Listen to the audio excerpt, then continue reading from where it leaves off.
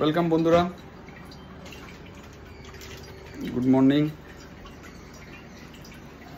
প্রচণ্ড বৃষ্টির জন্য আজকে একটু খিচুড়ির আয়োজন করা হয়েছে ঘরে, তো নিয়ে আসা হলো খিচুড়ি। এই যে চাপানো হয়েছে, বলো।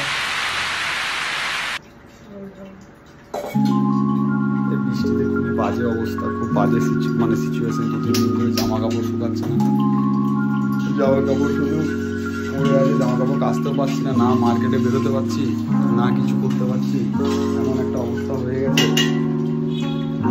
আগে খিচুড়ি খেতে মনে হলো, তো যাই হোক, যা বৃষ্টি, খিচুড়ি খেতে হবে।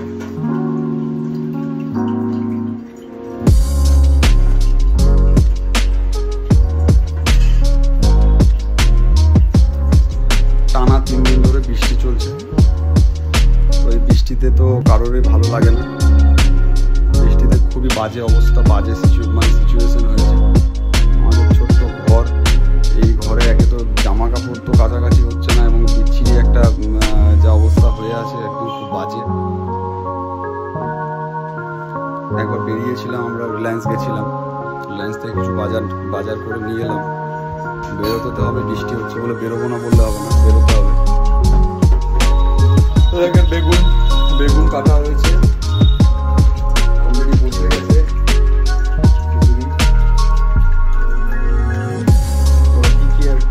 কি হবে আজকে? জোরে বলো। খিচুড়ি, বেগুন ভাজা,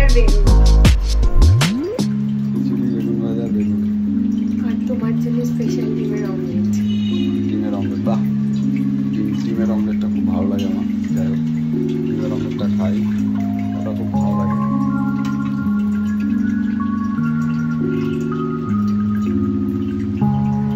আর বলো,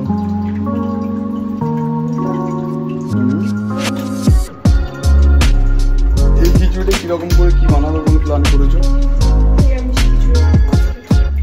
একদম নিরামিষ। সেই তুমি মালদা থেকে যে তুলাই পান্তি চালটা এনেছিলে, সেই তুলাই পান্তি খাওয়াই হচ্ছে না। ওই চালটা খুব ফেভারিট চাল। যাই হোক, আমাদের একটা ডিস্ট্রিবিউটার গিফট করেছিল আমাদেরকে। আমি এবং আমার একটা সিনিয়র এবং আমার যে বস আছে, বস তিনজনেই গিফট করেছিল। চালটা এখনো চলছে, রায়গঞ্জের ভালো চাল, আমার খুব ফেভারিট চাল। এত সুন্দর সেন্ট ওঠে চালটাতে, মানে কি বলবো, মানে চালটা মানে খেয়েও মজা এবং দারুণ, খুব সুন্দর। ওই চালটা সব জায়গায় অ্যাভেলেবেল নয়, সব জায়গায় পাওয়াও যায় না চালটা। যাই হোক, তোমরাও এই বৃষ্টিতে খিচুড়ি রান্না করো, খাও। এই বলে আমাদের ব্লগটা শেষ করলাম।